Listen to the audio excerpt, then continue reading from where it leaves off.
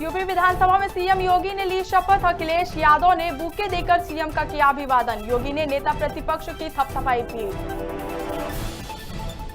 IPL 2022 में आज दो नई टीमों के बीच मैच। मुंबई के वानखेड़े स्टेडियम में होगा मुकाबला। लखनऊ और गुजरात टीम में खिलाड़ी दिखाएंगे दम।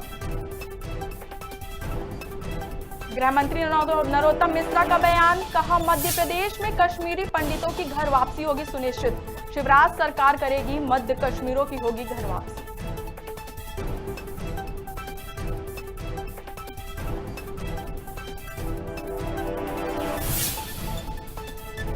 सूरजपुर दुष्कर्म और हत्या का मामला। विरोध में भाजपा महिला मोर्चा ने निकाला कैंडल मार्च। दुष्कर्मियों पर की सख्त कार्रवाई की मांग। और शाहजहांपुर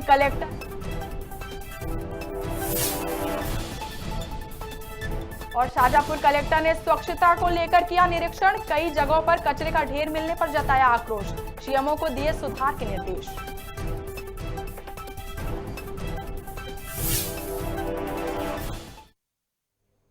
नमस्कार, खबर भारत में आपका स्वागत है। मैं हूं आपके साथ हिमांशी गुप्ता। चलिए बढ़ते हैं खबरों की ओर। उत्तर प्रदेश विधानसभा में कार्यक्रम के दौरान सबसे पहले मुख्यमंत्री योगी आदित्यनाथ ने शपथ ली थी। खास बात तो यह रही कि यहां शपथ के लेकर लौटते समय सीएम योगी को नेता प्रतिपक्ष अखिलेश यादव ने बुके दिया। इस दौरान सीएम ने अखिलेश से हाथ मिलाया और फिर कंधे में हाथ रखकर पीठ थपथपाई। जबकि अखिलेश जब शपथ लेने गए तो उन्होंने योगी का नमस्ते करते हुए अभिवादन किया।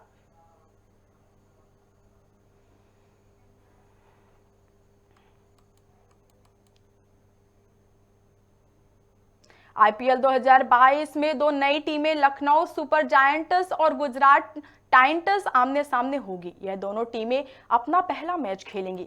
यह मैच शाम 7:30 बजे से मुंबई के वानखेड़े स्टेडियम में शुरू होगा। गुजरात के लिए हार्दिक पांड्या और लखनऊ के लिए केएल राहुल कप्तानी करते नजर आएंगे। बता दें कि आईपीएल 2011 के बाद यह पहला मौका है जब 8 की जगह 10 टीमों के साथ टूर्नामेंट खेला जा रहा है।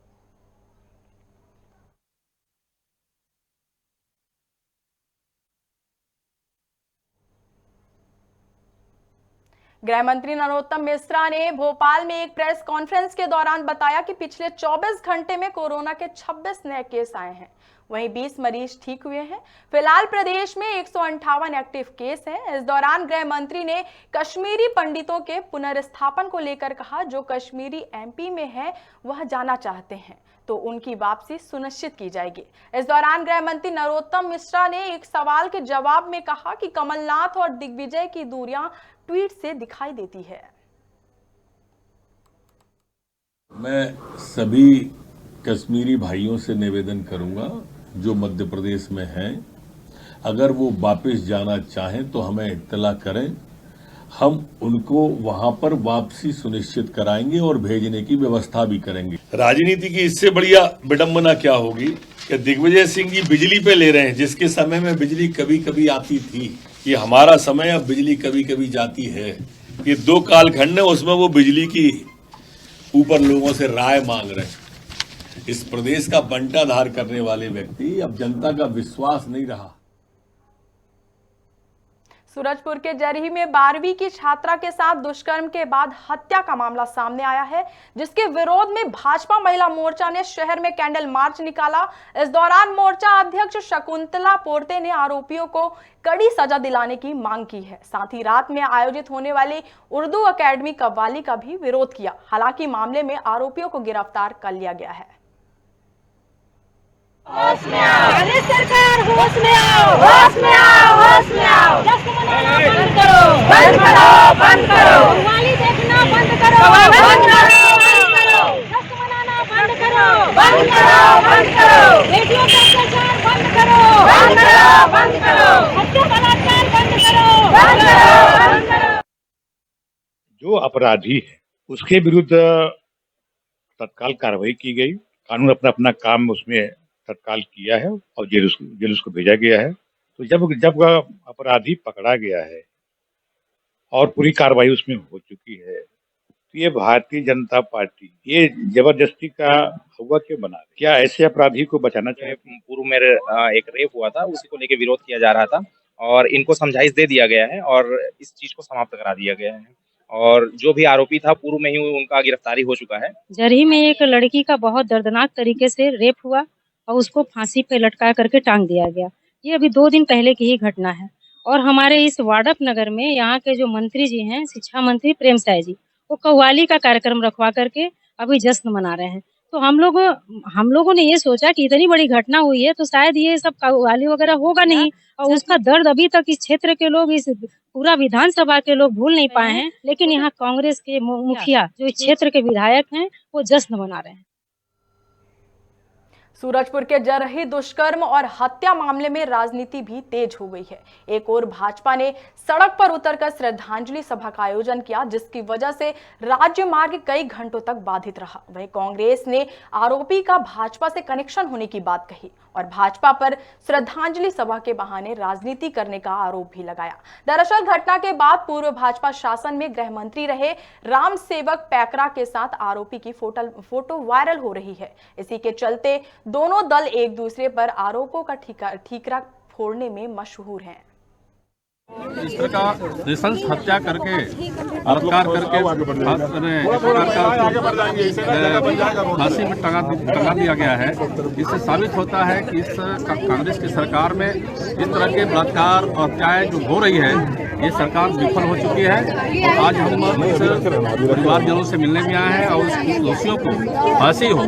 वास्तव में इस तरह की घटनाएं जो नाबालिग लड़की के साथ इस तरह का बलात्कार और फांसी की सजा, फांसी हत्या जो सरकार दिया गया है, वैसे प्रकरणों में न्याय तत्काल मिलना चाहिए। हमारे जिले में आरोप है और आरोपी का मनोबल तो देखिए कि वो दिन दहाड़े इस टाइप का हरकत कर रहा है। और इस चीज़ को हम सुलझाने की बजाय हमारे जो बीजेपी के शासन हैं, बीजेपी के जो कार्यकर्ता हैं, उनको राजनीति करने के लिए सुलझा है। क्या है, हमारे भी बच्चे हैं, बेटी है, बहन है, आज उनके घर में परिस्थिति है, लेकिन अभी ही हम उस पीड़ित परिवार से मिल के आए हुए हैं। तो उनका दर्द देखिए, हम लोग को लग रहा है कि हम उस दर्द को समझ रहे हैं, लेकिन ऐसा नहीं है, क्योंकि हम लोग को जब इतना तकलीफ हुआ उनके बात को सुन के, तो उनको कितना तकलीफ हुआ। पत्थल गांव के गोड़ी कला में मिक्सचर फैक्ट्री की चौथी मंजिल पर भीषण आग लगने से हड़कंप मच गया। घटना बीती रात करीब 3 बजे की बताई जा रही है। वहीं सूचना के बाद मौके पर पहुंचे दमकल विभाग के कर्मियों ने आग पर काबू पाया। फिलहाल आग लगने का कारण अज्ञात है।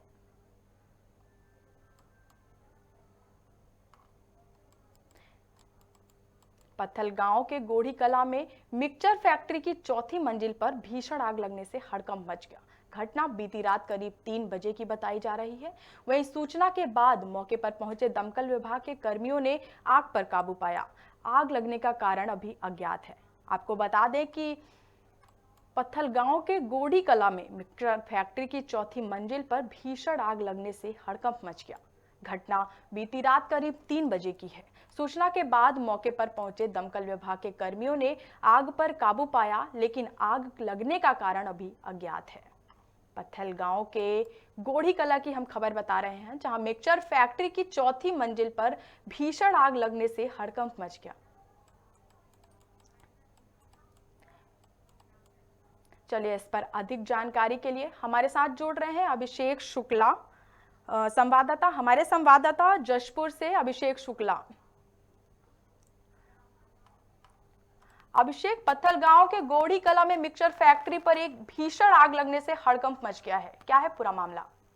जी हाँ, ये बता दूं कि ये जशपुर जिले के पत्थल गांव के गोड़ी कला स्थित एक मिक्सचर फैक्ट्री है, जहां बीती रात लगभग 3 बजे भोर में अगलगी घटना हुई है, जिसमें उसमें रखे लगभग करोड़ों की संपत्ति का मशीन जो था जलकर राख हो गया है। और जबकि घटना उस समय हुई कि जब सभी कर्मी सो रहे थे और घटना की जानकारी उनको कर्मी को पता चला। उसके बाद उन्होंने उठ के और मालिक को जानकारी दी, जिसके बाद दमकल टीम को वहां पर भेजी गई। जिसके बाद हालांकि दमकल की एक टीम जाने के बाद हल्का सा उसका बुझाने की कोशिश किया, लेकिन आग पर काबू नहीं पाएगा। जिसके बाद बीकापुर की टीम और जशपुर की टीम को, फायर ब्रिगेड की टीम को बुलाया गया, जिसके बाद आग पर काबू पा लिया गया, जबकि इसमें पूरे की संपत्ति जलकर राख हो गई है। बताया जाता है कि नई प्लांट का स्थापना हुआ था वहाँ पे और पूरी की पूरी जलकर खाक हो गई है, लगभग करोड़ों की संपत्ति जलकर खाक हो गई। जी अभिषेक, इसका कारण क्या है? आग लगने का कारण क्या है वहाँ पे? जी हाँ, मैंने उनके मालिक से बात किया तो उन्होंने बताया कि प्रथम दृष्टया लगता है कि वो शॉर्ट सर्किट होने की वजह से आग लगी। हालांकि वो जब कंपनी बंद हो गई थी उसके बाद वो गर्म तेल था उसको बुझा के रख दिया गया था, जिसके बाद वो आग लगी घटना। तो साफ तौर पे कह सकते हैं कि ये शॉर्ट सर्किट ही असली वजह माना जा रहा है। इसकी पुष्टि एसडीओपी मयंक तिवारी ने भी किया है कि शॉर्ट सर्किट की वजह से आग लगी थी। जी अच्छा, इसमें कितना नुकसान हुआ है? जनहानि तो कोई नहीं हुई अखिलेश? जी जी, इसमें हताहत की तो सूचना नहीं है। इसमें बताया जाता है कि करोड़ों की संपत्ति जो नए प्लांट की स्थापना की गई थी, जिसमें करोड़ों की मशीनें लगी हुई थी, न्याय लगा था, उसकी करोड़ों की संपत्ति जलकर राख हुई। उसके बाद भी और जानमाल की हानि की सूचना नहीं है। जी मतलब इसका मतलब ये फैक्ट्री पे उस पर कोई भी जन लोग नहीं थे वहां पे, जनता? जी जी। चलिए, बहुत बहुत शुक्रिया अभिषेक आपका तमाम जानकारी के लिए।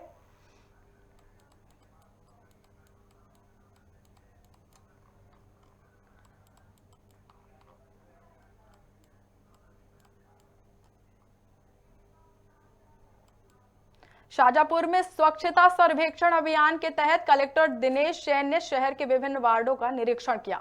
इस दौरान कई जगहों पर कचरे का ढेर पड़ा मिला, जिसे देखते ही कलेक्टर भड़क उठे। साथ ही सीएमएचओ को जल्द सुधार के निर्देश दिए हैं। शहर में जो सीवरेज के कारण बहुत सारी सड़कें डिस्टर्ब हैं, उसके बारे में नागरिकों की बार बार शिकायतें आती हैं। तो मैंने आज भ्रमण करके देखा है कि कहाँ कहाँ इन्होंने प्रॉब्लम की हुई है, ताकि सीवरेज की जो डिस्टर्बेंस है उसको रेस्टोर करें। दूसरा, साफ सफाई, ये स्वच्छता सर्वेक्षण आने वाला है, तो नगर पालिका की साफ सफाई की क्या स्थिति है उसको भी मैंने देखा है। इन सब चीज़ों में काफ़ी सुधार की गुंजाइश है। नागरिकों को जो दिक्कतें हो रही हैं उनको ठीक करने के लिए मैंने किसी को कोई लापरवाही की चलते कार्रवाई की जाएगी, नोटिस दिया जाएगा। सीवरेज कंपनी की लापरवाहियाँ दिख रही हैं, उनके खिलाफ लिखा जाएगा, उनके खिलाफ शासन को लिखेंगे। और जो नगर पालिका के इंजीनियर्स हैं वो भी मुझे ऐसे काम करते हुए नहीं दिख रहे हैं, उनके खिलाफ। नरसिंहपुर में होली मिलन समारोह में शिरकत करने पहुंचे कांग्रेस के राज्यसभा सांसद विवेक कृष्णा तनखा ने द कश्मीर फाइल्स फिल्म को लेकर मीडिया से बात करते हुए कहा कि मैंने तो फिल्म ही नहीं देखी, लेकिन 32 साल पहले कश्मीर में जो पंडितों के साथ बर्बरता हुई है उसे शब्दों में बयान नहीं किया जा सकता। मैंने सच बताऊं, मैंने कश्मीर फाइल देखी ही नहीं है। मेरे को पता है कि कश्मीर में क्या हुआ था और वो 32 साल पहले हुआ था। आज तो ये खाली पिक्चर है, एक बॉक्स ऑफिस में जिसको कहते हैं पैसा कमाने का एक जरिया है। बट मेरा जो कश्मीरी पंडितों के लिए जो मेरा अनुभव है कि उन बेचारों के साथ 32 साल से इस देश में अन्याय हुआ है, कोई न्याय नहीं मिला उनको। और मैं कल मेरा पार्लियामेंट की आप स्पीच सुन लीजिए, मैंने उस दिन भी अमित शाह जी को बोला था, अमित शाह जी जिस दिन ये लोग वापस चले जाएंगे मैं आपको सेंट्रल हॉल में चाय पिलाऊंगा। और मैंने पूछा 2 साल से वो मेरे को वो मौका आज भी प्राप्त नहीं हुआ। कश्मीरियों के साथ जो हुआ वो बहुत ही खराब हुआ, किसी भी सरकार ने उसको एड्रेस नहीं कर पाई। मनावर में भारी वाहनों पर पुलिस ने कार्रवाई की। बता दें कि सुबह 8 बजे से रात्रि 8 बजे तक भारी वाहनों को प्रतिबंधित किया गया था, क्योंकि इनके प्रवेश से ट्रैफिक व्यवस्था बिगड़ रही है, जिसको देखते हुए एसडीओपी और थाना प्रभारी ने चालानी कार्रवाई कर समझाइश दी है। मैं ये आपको बताना चाहूँगा कि जो मनावर नगर है, इसमें जो बड़े वाहन, जो प्रतिबंधित वाहन है, जिनका समय पूर्व से निर्धारित है, जो रात्रि 8 बजे से लेकर सुबह 10 बजे तक का उनका टाइम निर्धारित किया गया है, ये जो वाहन है ये बिना टाइम के, जो नो एंट्री टाइम पे ये जो शहर में प्रवेश करते हैं, जिससे यातायात की व्यवस्था पूरी चरमरा जाती है। आज इसी मुहिम के तहत हम लोगों के द्वारा ऐसे वाहनों पर कार्रवाई की गई जो प्रतिबंधित समय पे जो है नगर में प्रवेश किया है। अब ये कार्रवाई, चूँकि यातायात को दुरुस्त करना है, तो ये कार्रवाई अभी निरंतर जारी रहेगी। मंदसौर में पुलिस को बड़ी सफलता हाथ लगी है। पुलिस ने कुख्यात फरार आरोपी को गिरफ्तार कर लिया है, जिसके पास से 20 ग्राम अवैध स्मैक और एक पिस्टल बरामद की गई है। वहीं मामले में एक आरोपी अभी भी फरार है। फरार आरोपी की तलाश जारी है। कल शाम को मुखबिर द्वारा सूचना प्राप्त हुई कि एक व्यक्ति सुपर स्प्लेंडर ब्लैक रंग की गाड़ी से काली शर्ट पहने हुए मंदसौर से निकला है, जो कि अपने साथी शानू उर्फ शाहनवाज से स्मैक लेकर आ रहा है। सूचना के आधार पर हमारी टीम सब इंस्पेक्टर शुभम व्यास द्वारा नाकेबंदी की गई।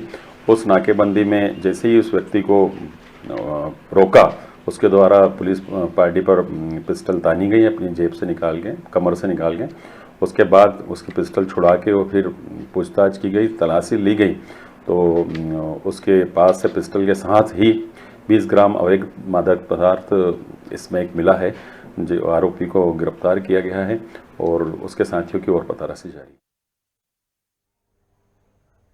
राजगढ़ में अपराधों पर नियंत्रण के लिए ऑपरेशन आई चलाया जा रहा है, जिसके तहत पुलिस ऐसे दुकानदारों को सम्मानित कर रही है जो अपनी दुकान और घर के बाहर सीसीटीवी कैमरे लगवा रहे हैं। साथ ही शहर की जनता से सीसीटीवी कैमरा लगवाने की अपील भी कर रहे हैं।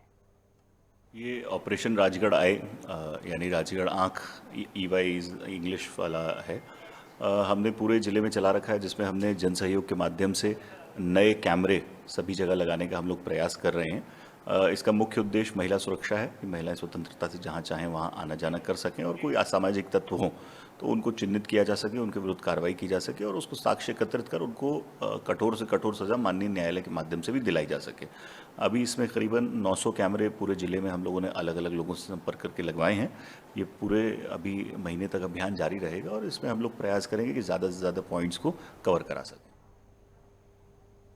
राजगढ़ में राष्ट्रीय तेली साहू महासंगठन ने रामेश्वर घाट पर श्रमदान किया, जिसमें समस्त वरिष्ठ जनों और युवाओं ने मां अजनार की सेवा की, जहां मां कर्मा देवी धाम घुरेल के पूर्व अध्यक्ष शिव नारायण साहू और राष्ट्रीय अपर महामंत्री रामचंद्र साहू समेत समस्त साहू समाज जन शामिल हुए। मां कर्मा देवी की जय, अजनार मैया की जय, अजनार मैया की जय, गंगा मैया की जय, अजनार मैया की जय, साहू समाज की जय, बोलो कर्मा देवी की जय, कर्मा देवी की जय। कि राम भैया के द्वारा जो सार्थक अभियान चलाया जा रहा है अजनार मैया को स्वच्छ बनाने के लिए, उसमें अधिक से अधिक ब्यावर साहू समाज ही नहीं ब्यावर नगर के प्रत्येक व्यक्ति को जुड़ना चाहिए और उनके इस सराहनीय कार्य को और गति प्रदान करते हुए उनका सहयोग करना चाहिए। ब्यावरा नगर की जो अजनार मैया है, इनका तो दर्शन ही अतुलनीय है। ऐसी भावनाएं श्री राम भैया की भी हैं, साहू समाज ब्यावरा की भी हैं और मैं साहू समाज ब्यावरा को नहीं वरन पूरे ब्यावरा की है। किसी व्यक्ति, किसी समाज, किसी समिति की नहीं है, ये पूरे नगर की है। इन्हीं भावनाओं के साथ आज हम सब यहाँ पर एकत्रित हुए, सभी ने अपना अपना योगदान दिया। रतलाम में दशा माता का पर्व बड़े ही धूमधाम और उत्साह के साथ मनाया गया। इस दिन की मान्यता है कि मां की पूजा करने से सोया हुआ भाग्य खुल जाता है। बता दें कि पीपल के पेड़ पर सुहागन महिलाएं सज धज कर परिवार में सौभाग्य की कामना के लिए पूजन करती हैं।